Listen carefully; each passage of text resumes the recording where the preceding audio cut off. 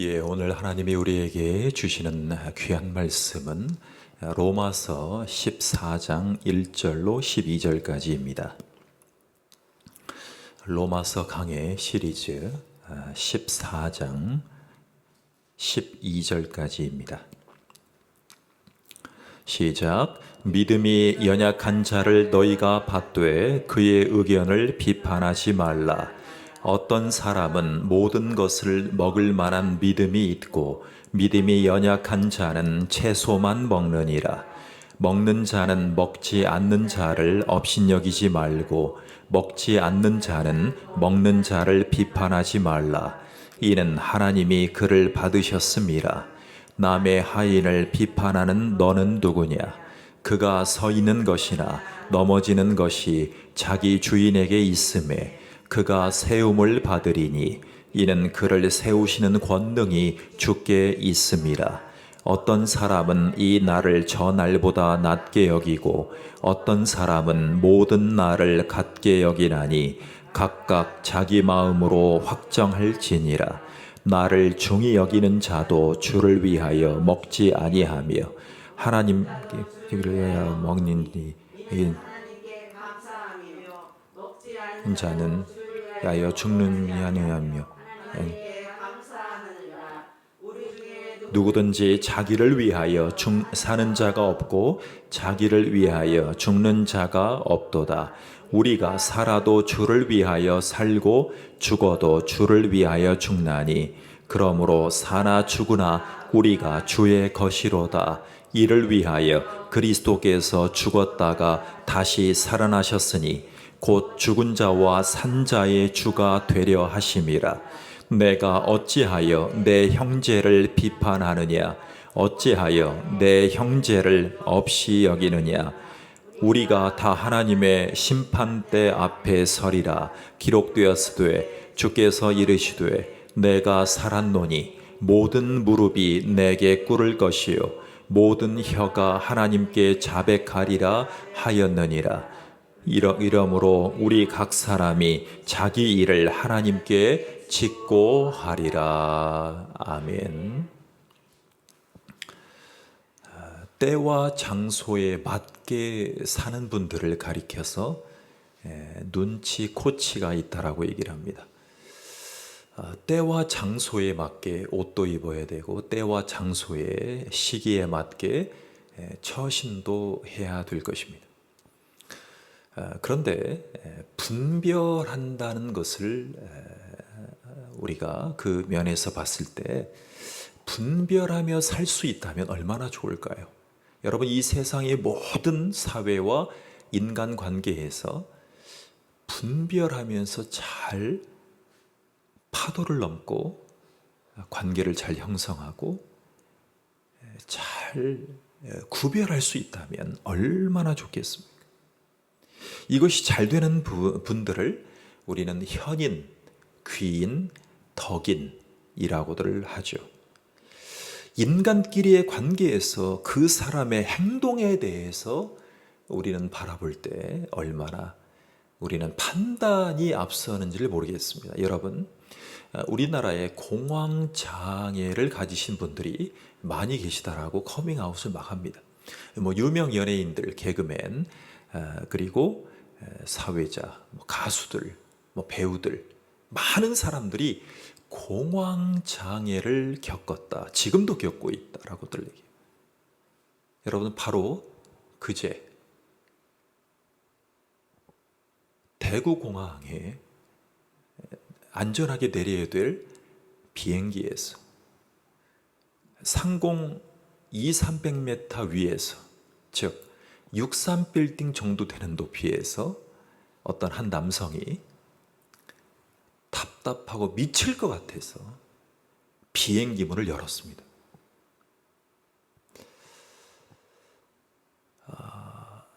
피트가 10,000피트나 5,000피트만 해도 태평양 상공이었다면 그 압력 때문에 비행기 문을 스튜어드들이 남자분들이라 할지라도 닫는 것이 사실은 힘든 상황이었습니다. 그러면 우리가 재난 영화에 보듯이 사람들이 튕겨져서 날아갈 수 있는 상황이었어요. 그분은 이렇게 얘기했어요. 답답해서 막 순간적으로 힘든 것들이 막 올라왔다라고 얘기를. 다행히 압력이 좀 덜한 200-300m 상공이었기에 망정이지 큰일 날 뻔했습니다. 키는 저보다 좀 더 크고 거구였다라고 해요. 거구였다. 저만한 몸을 가진 분이 그분을 막았는데 자기보다 더 커서 막기가 힘들었다라고 얘기를 했습니다. 그분은 전국적인 영웅이 됐죠. 일명 빨간 바지 남성. 그 옆에서 문 앞에서 막 만류했는데 그 남자를 견딜 수가 없었다라고 얘기를 합니다. 그분을 우리가 판단을 안 할 수가 없죠. 수십 수백 명의 목숨을 앗아갈 수 있었습니다. 여러분, 할 수 없이 그런 행동을 했다는 것을 우리는 많이들 보고 살고 있어요. 그런데 할 수 없이 피치 못하게 그럴 수밖에 없다라고 얘기하는 많은 상황에서 우리는 그런 행동들을 분석해 볼 때 상대방에 대한 이해의 폭을 넓히는 것이 또 사실입니다. 관계가 깨진 아내가 남편을 독살하거나 우리 많은 사례들을 경험하게 되죠. 아내의 그 가정을 포기하는 그 아내를 바라보고 남편이 참 그렇게 행동하는 여러 가지 상황들을 보게 되는 것입니다. 어찌됐든 그러한 모든 사건과 사고를 보면 사실은 뉴스나 프로파일러들이나 상담 심리학자들이 말씀하는 걸 들으면 어떨 때는 그럴 수밖에 없었다는 생각에 젖을 때가 많이 있습니다. 그리고 내 자신의 삶과 오버랩 시켜보는 거예요. 대입시켜 보는 거예요. 나도 그 상황이었으면 그렇게 할 수 있었겠다. 그런 생각들이 찾아올 때가 많이 있을 것입니다. 그런데 완전히 다른 결과가 우리 가운데 나올 때가 있어요. 그게 어떨 때냐면 큰 일이 아니어도 작은 일들이 반복됐을 때 그 사람의 한두 가지 행동으로 쉽게 판단해버리는 우를 범할 때가 많이 있어요.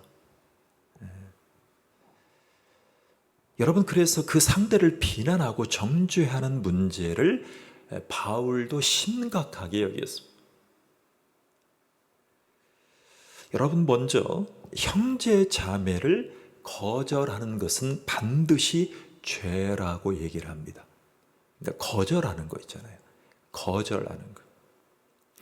우리 인간관계에서 우선 판단하지 않으려면요, 하나님이 그분을 받아주셨다는 사실을 먼저 떠올려야 돼요. 여러분, 우리가 아직 죄인 되었을 때에 그리스도께서 우리를 위해서 죽으셨습니다.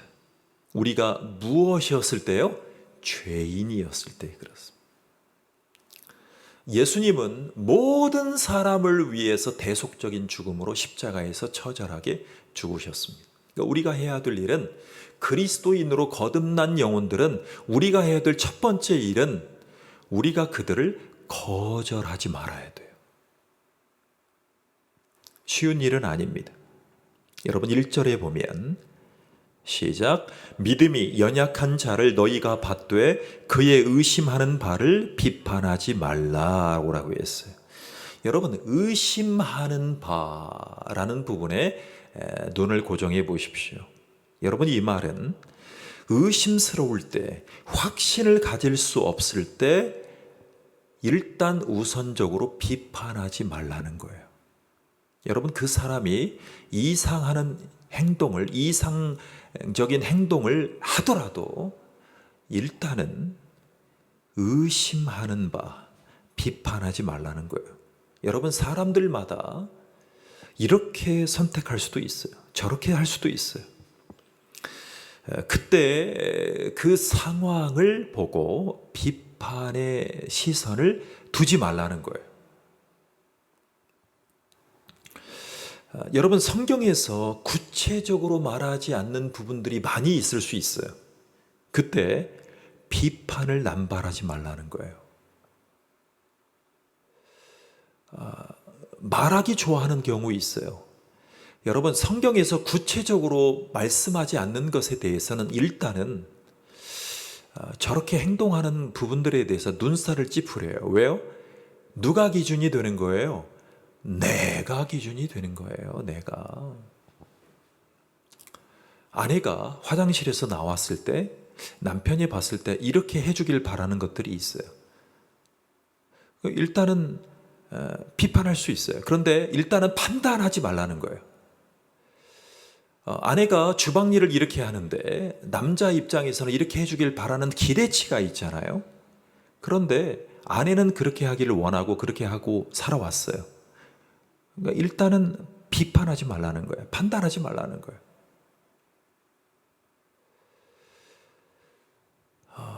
서양인들이 예배 드릴 때 다리를 꽈배기 해요.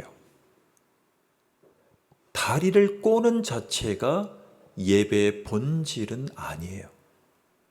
그러니까 동양인들이 서양 미국 교회, 영국 교회 예배를 볼 때에 다리를 꼬고 있어요. 심지어 목사님이 여기서 설교하기 싫은데 옆에 사회나 옆에 이제 그 뭐 교수님들이나 앉아서 예배를 드려요. 이 강단 옆에서 쫙 둘러서 의자에 앉아 계시는데 설교자 바로 옆에서 그것도 목사 겸 교수님께서 다리를 꼬고 옆에 설교자를 쳐다보고 있어요. 문화 충격이죠. 우선 뭐 하지 말라? 비판하지 말라는 거예요.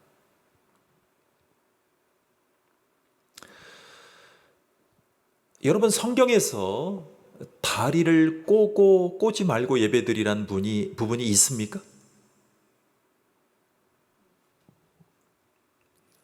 이런 부분에 우리는 민감할 수 있어요. 저는 저를 후원해 주셨던 권사님 그룹이 계세요.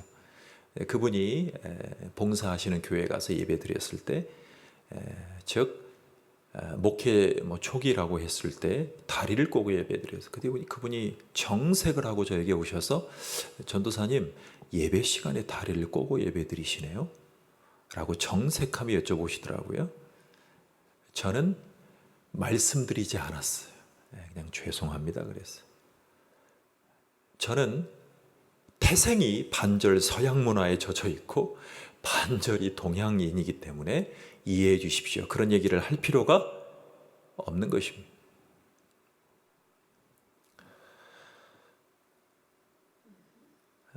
여러분, 일례로 우상신에게 제사를 드렸어요. 그런데 남은 고기를 먹는 것이 옳은가?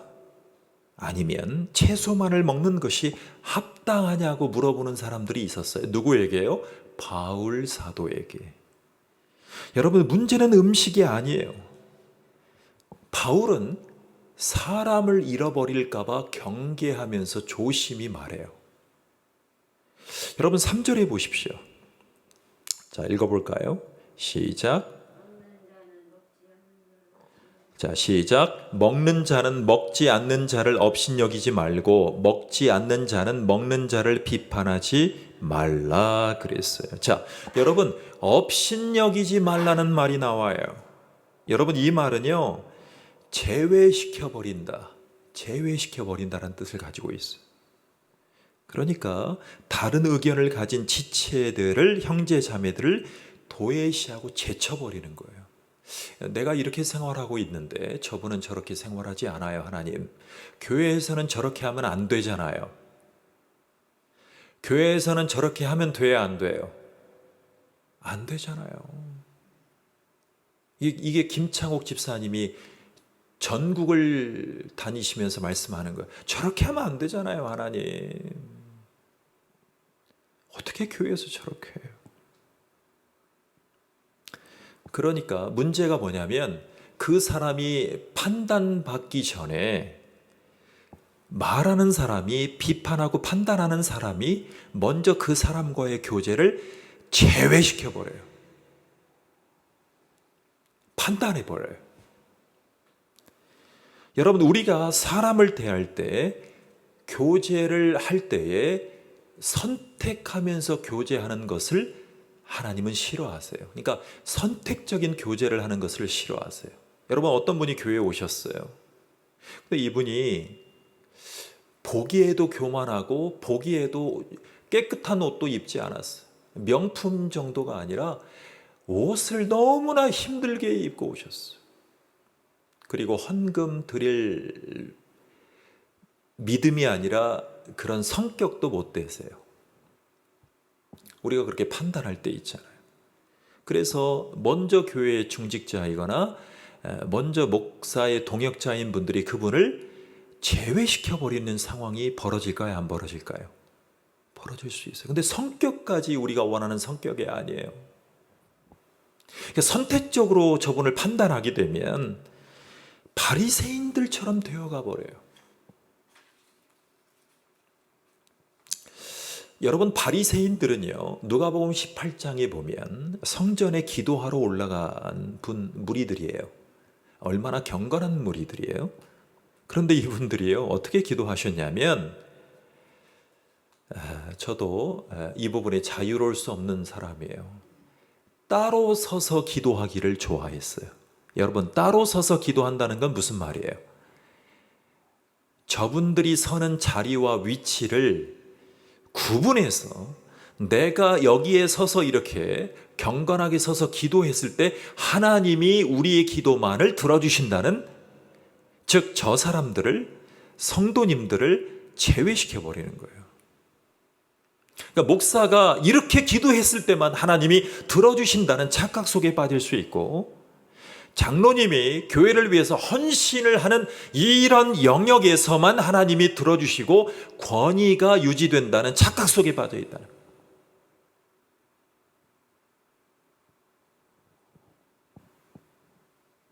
그러니까 바리새인들은요, 인간의 종자면에서 세리들과는 본질적으로 다르다는 입장을 가졌어요. 그렇게 살아왔어요.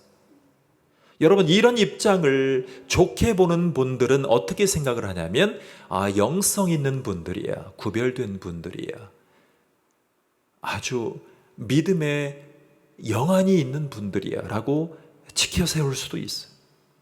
그래서 이분들이, 이 바리새인들은요, 사람을 가려서 만날 수밖에 없다고 생각하는 부류들이에요. 그래서 바리새인들이 뭐라 그래요? 어떻게 예루살렘에서 선한 것이 날 수 있느냐? 뭐라 그래요? 예수님이 가르치실 때 네가 50도 못 되었는데,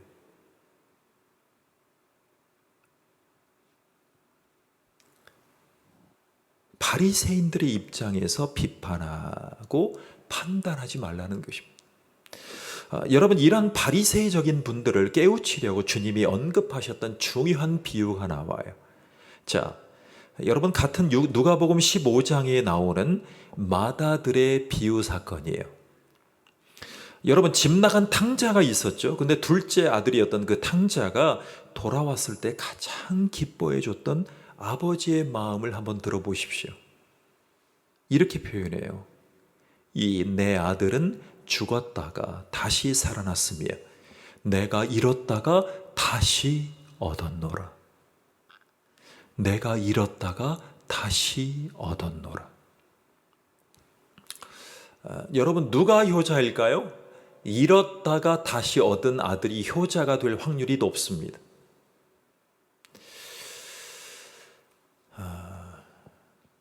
저는 그의 형이 이 비유에 나오는데, 그 형은요, 너무나 하나님 보시기에 귀한 믿음의 성정을 가지고 있는 것처럼 보여요. 육신의 아버지를 잘 섬겼으니까. 그런데 그 맏아들, 그 형은 그 둘째 아들인 동생을 받아들일 수가 없는 아들이었어요. 받아들이기 싫었어요. 왜요? 비판하고 판단하는 영이 앞섰기 때문에. 그래서 아버지의 마음이 속상해져요. 여러분, 여기에 나오는 둘째 아들을 잃어버렸다가 다시 찾은 아버지는 하나님 아버지를 묘사하는, 비유하는 역할로 나와요. 그러니까 하나님은 받아주셨습니다. 그런데 우리들이 받아주질 못하는 상황이 벌어지는 거예요. 그러니까 교회가 부흥되기를 원하고 하나님의 뜻대로 살기를 원하는데 비판하고 판단하면서 그 한 형제를 제외시켜버리는 경우들이 너무나 많아요. 제가 그랬어요. 비판하고 판단하는 영이 앞서면 그 영혼을 구원의 복음을 전하고 양육시킬 수가 없어요. 왜? 제 마음속에서 이미 판단했기 때문에. 저는 어제 그저께 청와대를 2번째 방문했어요. 마지막 대통령, 마지막 황제, 중국 영화에 보면 마지막 대통령인 문재인 대통령의 침실을 유심 있게 보고 왔어요. 저 방에서 알면서도 물어봤어요. 저는 알면서도 물어보는 걸 즐길 때가 있어요. 왜요? 그 질문하는 것보다 더한 설명을 듣고 싶은 마음이 제 안에 가득했어요. 그분이 더 말씀할 수 있도록 기회를 제가 제공받고 싶어서 또 물어봤어요. 문재인 침실 바로 옆에 서 계시는 청와대 이제 경비 관리하시는 분이죠. 선생님, 여기가 마지막 대통령의 침실 맞죠, 문재인 씨? 예, 맞아요, 여기예요. 제가 봐도 바로 옆에 그 약간 밑에 있는 경호동과 아무래도 침실이 가까이 있어야겠죠? 그러니까 경호동이 여기 있으면 대통령의 침실이 여기 있어야지 여기 있으면 되겠어요? 물론 청와대 관저 안에는 경호원들이 다 옆에 상주하고 계시죠. 그러나 경호동과 옆에, 그리고 또 여쭤봤어요. 이 백악관처럼 우리 대통령이 지하에 벙커가 있죠? 2층으로 되어 있죠? 지하 1층, 지하 2층? 처음에는 모르겠어요. 그러다가 다 국민품으로 돌아왔으니까 맞아요. 벙커 있어요. 제가 한술 더 떴죠. 선생님, 벙커가 아마 작지 않을 거야. 핵폭탄이 터뜨려져도 지하 2층까지 가서 보호될 수 있도록 아마 이 전체 이 본관 인근까지 지하 벙커로 아마 다 요새화가 되어 있었을 거예요. 아마 그럴 것 같아요. 자꾸 이제 유도해서 여쭤보는 거예요. 그 침실에서 근 70년 동안 우리나라의 중요한 결정을 밤새 고민을 이루면서 불면증에 시달린 역대 대통령들이 좌측이든 우측이든 간에 어떤 결정을 내리는 곳이에요. 그러니까 결심이 서면 춘추관에 가서 기자회견을 하신 거예요. 그곳에서 어떤 결정들을 했는가, 그 고민의 흔적들을 좀 보고 싶었어요. 제 안에도 좀 질문해 보고 있어요.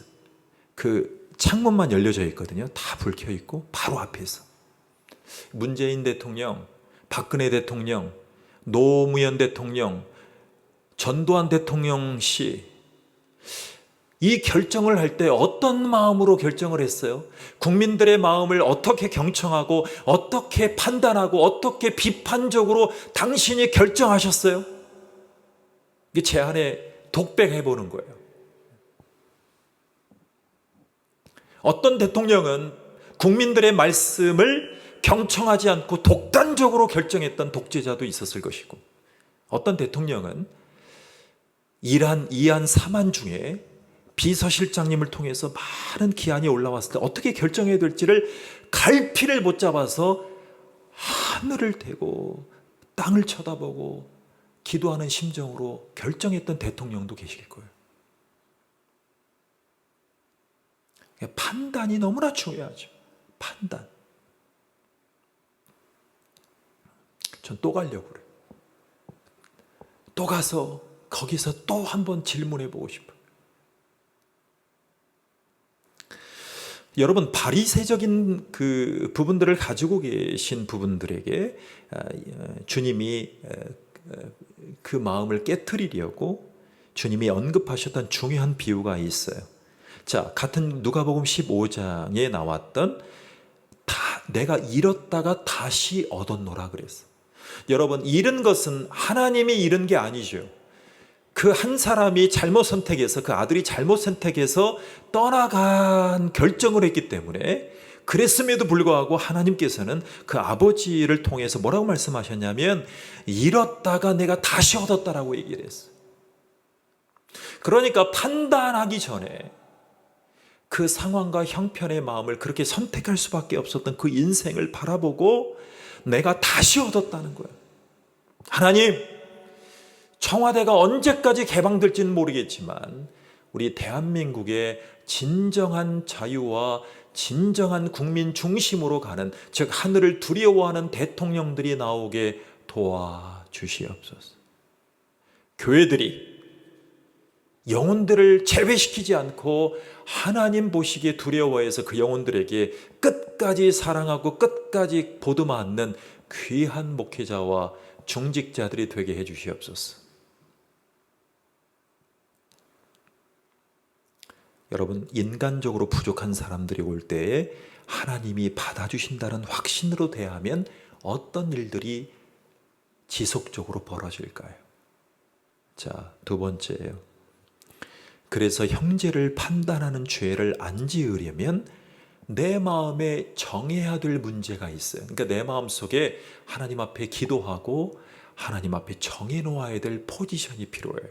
즉 하나님 어떤 영혼을 만나더라도 그 영혼을 일단은 비판하고 판단하기 전에 그 영혼들이 그렇게 할 수밖에 없었던 상황을 좀 이해하는 마음을 가져보겠다는 거예요. 여러분, 우리는 먹고 사는 문제 앞에 서 있어요. 그런데 오늘 본문에 보면 우상신에게 제사를 드려요. 여러분, 제사를 드릴 때 사실은 저도 그래요. 그 향을 피울 때 냄새 맡는 것도 싫어요. 친정집에 가면 싫어요. 뭐 좋지 않아요. 그 향이요, 테라피적인 향이 아니에요. 좀 고약하더라고. 바울 때도 그랬어요. 여러분, 고대 근동 지방에, 즉 2000년 전에 바울이 살았을 때도 그랬어요. 예수님 시대에도. 여러분, 이때 우상신에게 바치는 제사가 끝날 때 남게 되는 음식이 남잖아요. 근데 거기에 사용된 이 제물을 그 당시에 여러분 원문에 보니까 그 역사에 보니까 그 제사 드렸던 그 음식을 어떻게 하냐면 시장에 내다가 팔았어요. 그러면 시장에 팔 때 그 제사를 드렸던 사람들이 말을 하고 팔았을까요? 안 팔았을까요? 여러분, 사는 사람들이 알고도 사지만 모르고도 살 수 있겠죠. 그런데 대부분 다 얘기를 한다 그래요. 역사에 보니까. 그러면 그 옆에서 본 사람들이 우상신에게 바친 음식을 사서 먹는 입장에서 보면 마음이 깨림칙하지 않을까요? 똑같이 우상 제사를 드린 거나 다름없는 기분과 그런 하나님께 대하는 그 예배자의 마음이 좀 오염된다는 느낌을 받지 않겠어요? 그래서 심각한 거예요. 그것이 그 당시에 바울 시대에 횡행했던 사건들이었기 때문에 바울이 일부러 오늘 본문에 얘기하고 있어요. 그러니까 그 음식을 사는 그 순간에 우상에게 제사드렸던 그 마음을 가지고 집에 돌아갈까 봐 일단은 판단해 버렸어. 그래서 비판적인 신앙의 입장을 가지고 있었던 사람일지라도 마음이 불편하기 시작했어요. 그런데 어떤 한 부류는 그럼에도 불구하고 반대의 입장을 가진 분들이 있어요. 자, 이러는 거예요. 잘 들어보세요. 고기는 고기일 뿐이기 때문에 고기는 고기일 뿐이라면서 하나님이 주신 음식 재료니까 자유롭게 취할 수 있다는 입장이었어요. 여러분, 성경은 후자의 경우를 믿음이 강한 사람이라는 의도로 오늘 바울에게 이 말씀을 쓰게 했어요. 그러니까 음식은 음식일 뿐이에요. 제사를 드릴 때 아무리 귀신을 초청해서 그 귀신을 통해서 부모님이 못다한 자식에 대한 복을 전해주려 왔다고 할지라도 믿음이 있는 분들은, 믿음이 강한 분들은 그 음식 자체는, 민어 대가리는, 잡채는, 성경 고대의 빵이는 그 음식은 음식 자체로 하나님이 지으신 모든 세계의 온 자연일 뿐이다 라고 믿는 부리들이 생겼어요. 그래서 이 바울이 양단간의 이 얘기를 듣고 이 후자의 경우에 무게추를 더 뒀어요. 이것을 기억해 보시면 어떨까요? 개인사에서 교회사에서 선교적으로 성경이 명백하게 된다 안 된다의 기준이 모호할 때가 굉장히 많아요. 여러분, 이 방법을 우리가 들을 때 이런 문제를 우리가 너무 율법화할 필요가 없어요. 여러분, 제가 요즘에 다양한 문화 간 커뮤니케이션 수업을 들어요. 아주 유명한 풀러 신학교의 선교학과 커뮤니케이션 교수님인데, 이분에게 전 세계의 문화의 다양한 적용과 헤쳐나가는 이 문화적 이질감을 극복하는 커뮤니케이션 수업을 듣고 있어요. 제가 내린 결론은 그거예요. 바울의 입장을 존중합니다. 이게 성경적인 성령의 음성을 존중해요. 그러니까 이 제사 음식에 대해서 불편한 사람들 앞에서 제가 제사 음식을 일부러 먹을 필요는 없어요. 그것은 놀리는 거예요. 신앙의 그런 입장이 있는 분들 놀리는 것밖에 안 돼요. 그러나 믿음이 강해서 음식은 음식일 뿐이라고 얘기하는 분들 앞에서는 자유롭게 먹어요. 음식은 하나님이 주신 거니까. 또 하나의 중요한 게 다가오는 것이 뭐냐면 안식일을 지키는 문제였어요. 여러분, 이 문제가 얼마나 중요합니까? 유대인들의 전통은요, 토요일이 전통적으로 안식일이었어요. 그런데 주님이 부활하신 날, 안식 후의 첫날을 주일로 고수하는 분들이 많아지기 시작했어요. 여러분, 신학적으로 이렇게 프리칭 하다 보면, 교육하다 보면 이 얘기는 끝이 없어요. 신학교에서도 한 학기 이상을 가르쳐야 되는 아주 중요한 문제예요. 그런데 또 세 번째 무리들이 나타났어요. 토요일과 일요일도 중요하지만 모든 날이 주님의 날이라고 견지하는 분들이 나타나기 시작했어요. 여러분, 우리의 부모 세대 신앙인들이 이렇게 가르쳐 왔죠. 모든 날이 다 주님의 날이기 때문에 첫 시간을 주님 앞에 기도로 시작해야 된다. 무엇으로 시작해야 됩니까? 새벽 기도로, 아침 기도로. 교회를 못 나오면 일어나서 자녀들과 함께 무릎 꿇고 기도해야 돼.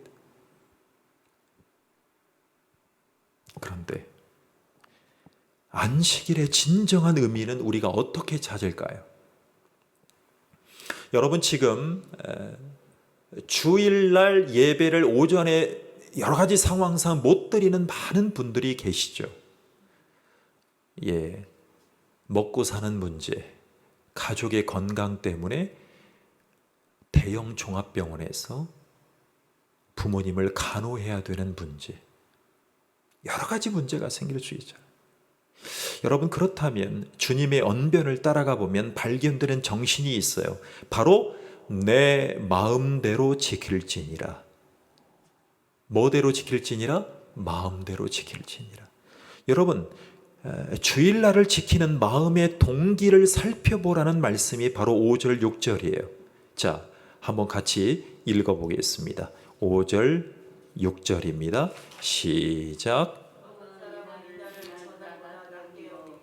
어떤 사람은 모든 날을 갖게 여기나니 각각 자기 마음으로 확정할지니라.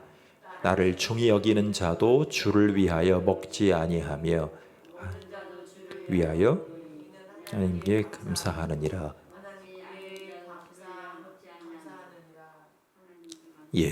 아멘. 자, 여러분, 자기 마음으로 확정할지니라는 말씀을 기억하십시오.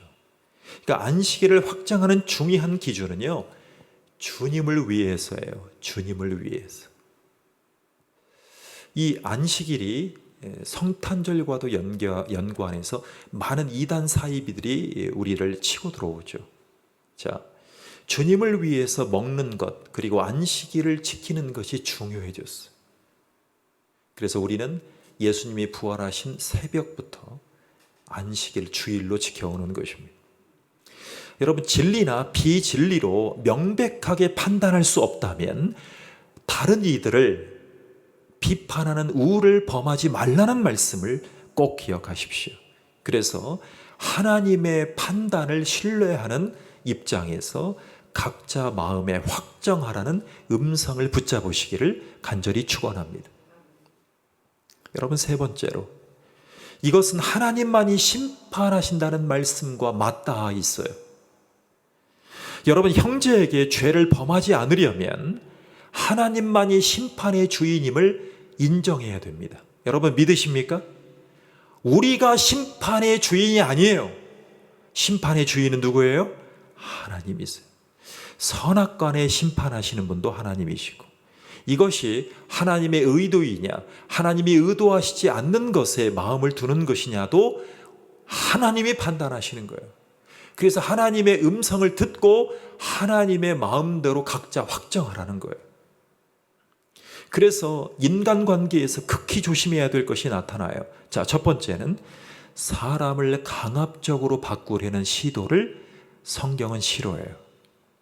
여러분, 저도 부부관계에서, 자식과의 관계에서 이 부분을, 모든 부분을 다 완벽하게 할 수 없는 사람 중에 하나였어요.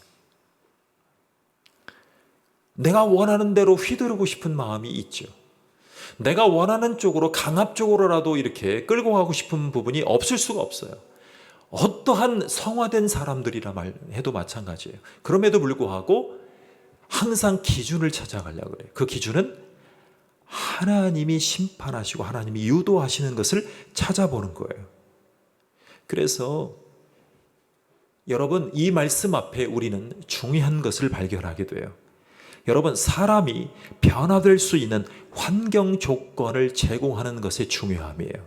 환경 조건. 그래서 우리가 살아가는 인생에서 좋은 환경과 좋은 조건들을 마련하려고 노력하지 않습니까? 그런데 우리 스스로가 하면 할수록 역반응도 나타나는 것은 사실이에요. 그런데 하나님만이 하실 수 있는 일이라는 것을 기대해야 돼요. 사랑하는 성도 여러분, 누가 할 수 있다고요? 하나님만이 하실 수 있다는 부분에 무게추를 두고 가장이 끌고 가는 것이 필요해요. 가장을 뭐라 그래요? 가장 그 선상에서 하나님만이 하실 수 있는 일임을 신뢰하고 가족들을 이끌고 나아가는 거예요. 근데 어떤 가정은 남편의 월급과 아내의 연봉 사이에서 연봉이 높은 분이 가장이라고 공공연하게 얘기하는 분들이 계세요. 거듭난 그리스도인들은 그렇게 생각하면 안 돼요. 어떤 분들은 더 구체적으로 나가요. 목사님, 세후 수령액이 더 많은 사람이 가장이라고 합시다. 그러면 안 돼요. 여러분, 두 번째는 비판과 판단으로 다가가지 말아야 되는지를 이렇게 설명해요. 우리의 판단이 부정확할 때가 굉장히 많아요. 그래서 가정에서는요, 성경을 계속 읽어야 돼요. 그래서 성경이 구체적으로 나오지 않은 부분들은 읽었던 말씀으로 적용할 수 있는 말씀의 실력자들이 되어야 돼요. 누구를 의지하면서? 성령님을 의지하면서. 자, 고린도전서 제가 4장을 읽어봐 드릴게요. 잘 들어보십시오. 너희에게나 다른 사람에게나 판단받는 것이 내게는 매우 작은 일이라. 나도 나를 판단치 아니하노니 내가 자책할 아무것도 깨닫지 못하나 그러나 이를 인하여 의롭다함을 얻지 못하노라.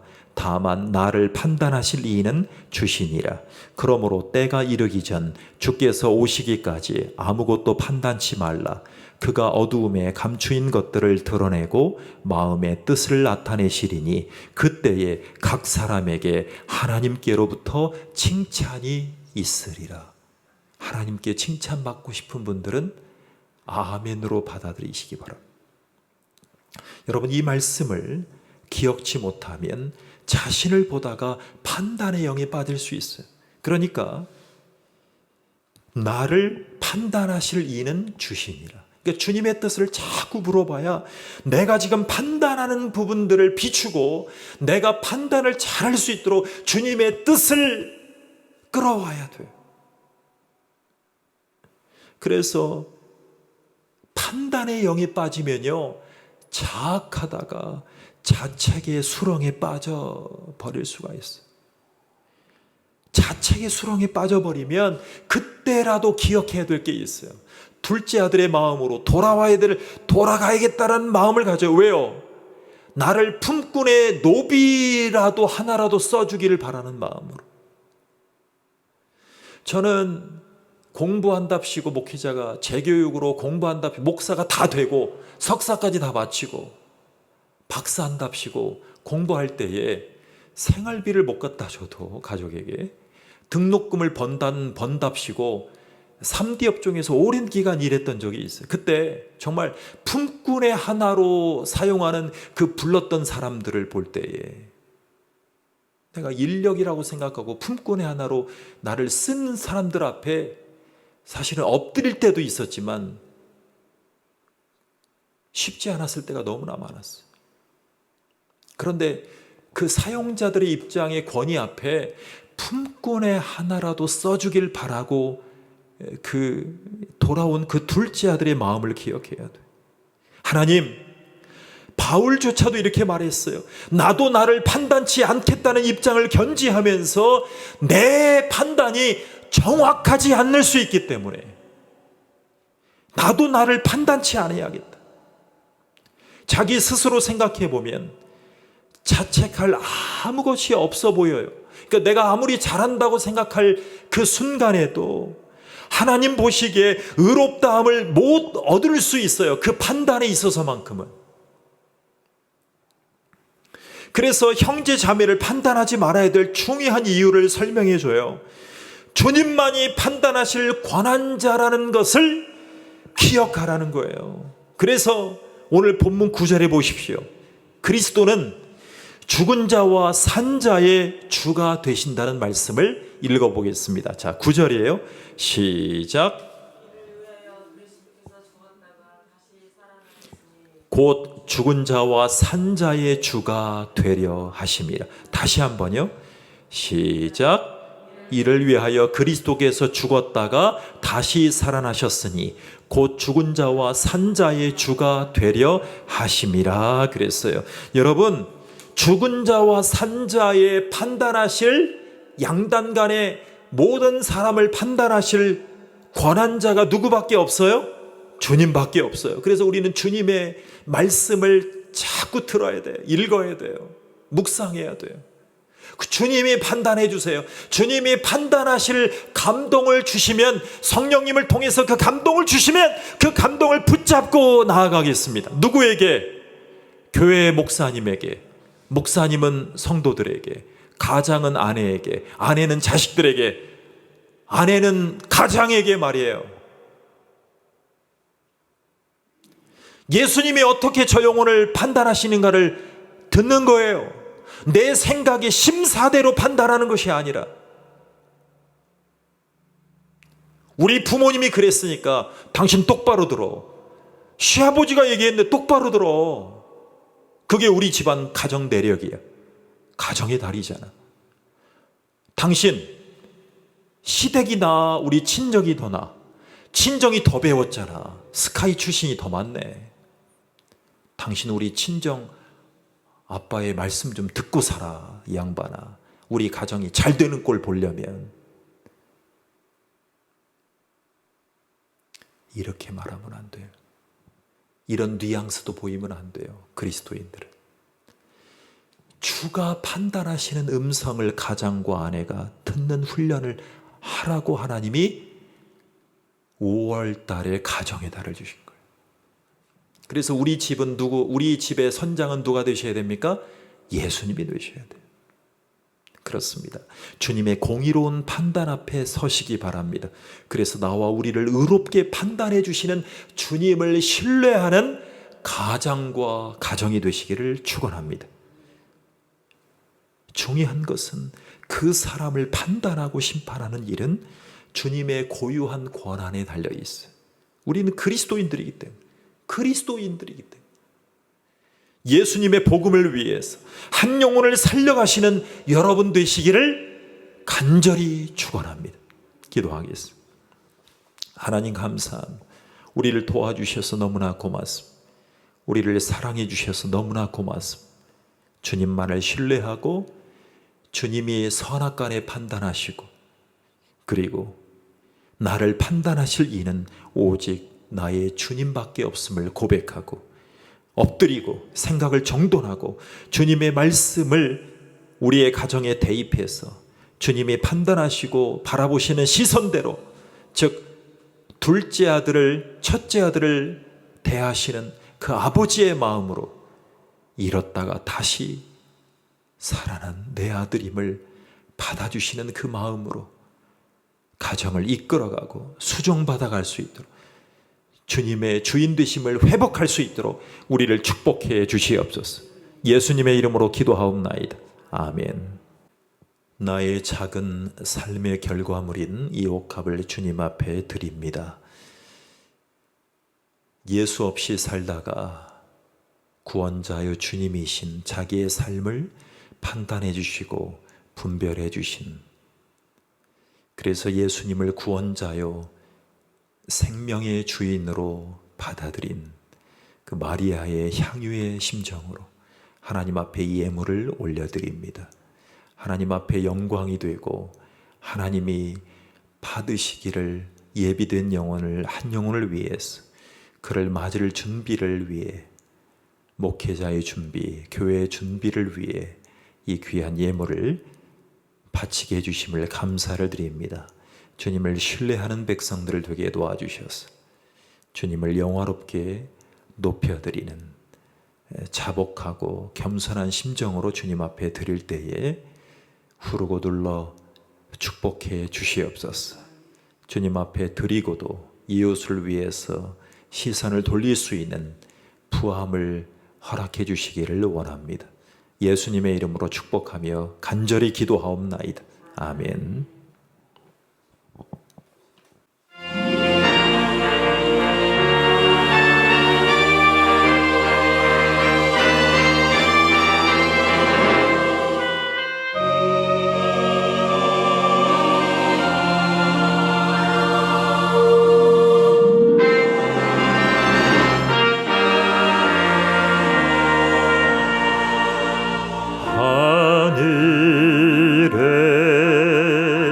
계신 아버지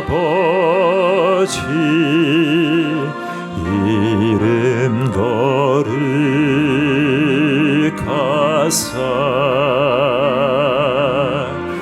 주님 나라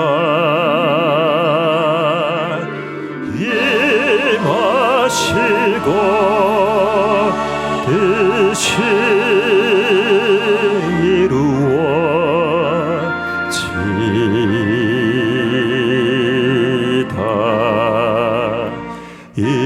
일용할 양식 주시고 우리들의 큰 죄 다 용서하옵시며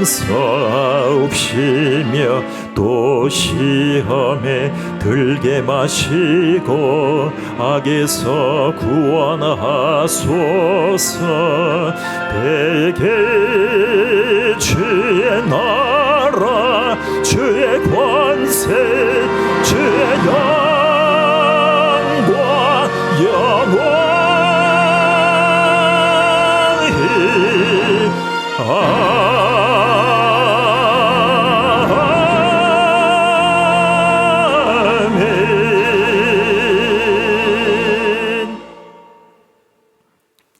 지금은 우리를 구원하시고 판단해 주시고 분별해 주시기 위해서 오신 예수 그리스도의 은혜와 그 예수님의 분별하신 은혜에 힘입어 하나님께 나아갈 수 있는 담대한 은혜를 허락해 주신 존귀하신 성부 하나님의 사랑하심과 우리를 너무나 사랑하셔서 날마다 다툼과 인간 관계의 깨어짐과 회복의 재발과 그리고 여러 가지 애통해하는 모든 인간사에서 우리에게 결국에는 예수님의 말씀대로 판단하게 하시고 예수님을 쳐다보는 그런 귀한 하나님의 사람들로 나아가게 하시는 성령 하나님의 은혜가 여기 계신 모든 영혼들, 심령들을 위해 영원토록 함께 계실지어다. 아멘.